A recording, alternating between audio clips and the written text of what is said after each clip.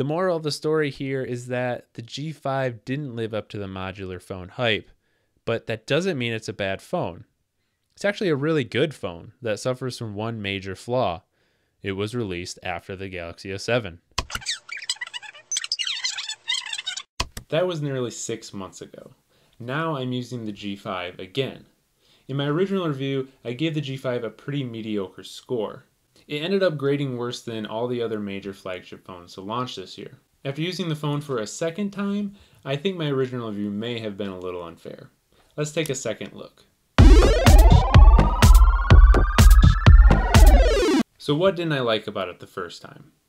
My conclusion was basically that the G5 is a less premium version of the Galaxy S7, or as I put it, a ice cream sundae with fewer toppings and lower quality ingredients. That's still mostly true.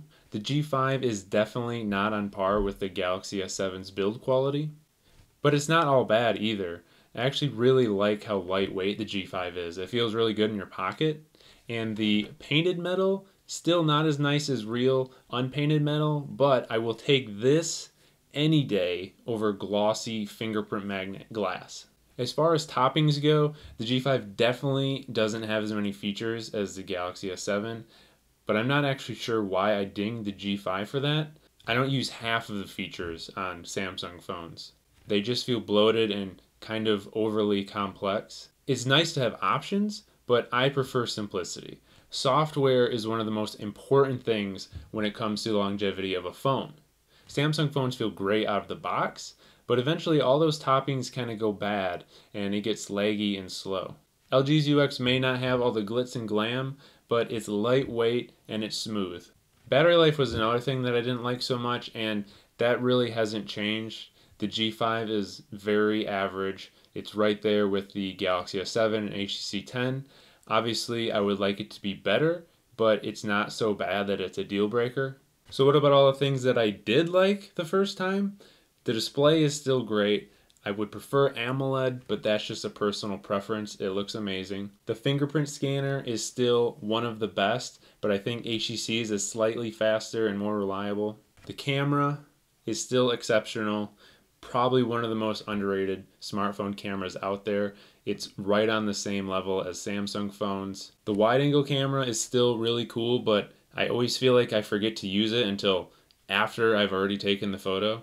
So if you can remember to use it, it's really cool. The modular design is a thing. It's there. I said in my original review that I was willing to bet that most people would never even slide out the battery, and that has certainly been the case in my experience. In real life use, I wouldn't even call this a modular phone. It's really just a phone with a removable battery, which isn't all that exciting.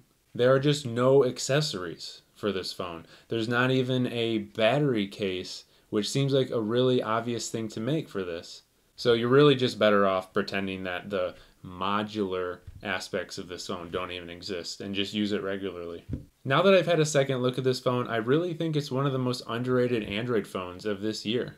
It was kind of overshadowed by the Samsung phones and HTC 10, but those phones are not considerably better than the G5 in any one area. It seems like the G5 just kind of got lost in the mix as just another Android phone. But the real question is, would I recommend buying it almost 6 months after it released? Obviously, if you're interested in the Pixel phones, wait a little bit longer and see what those are.